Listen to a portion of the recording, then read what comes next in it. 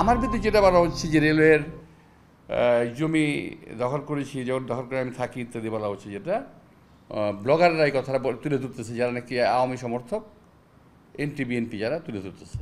এখানে আমার খুব পরিষ্কার বক্তব্য হলো, শাহজাহানপুর এলাকার পুরো এলাকাটার অর্ধেকটাই আমার পৈতৃক সম্পত্তি।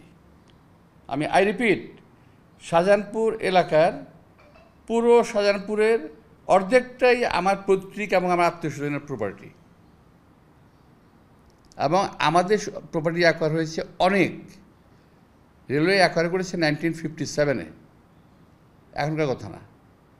58, 57, 58, 59, 60, এতে আমাদের 2-3টাই লেগেছে আমাদের জমি অ্যাকোয়ার হয়েছে, আমাদের জমি। এই যে আপনারা যে রাস্তা দিয়ে হেঁটে এসেছেন কিংবা গাড়িতে এসেছেন, এই জমিগুলো কিন্তু আমাদের।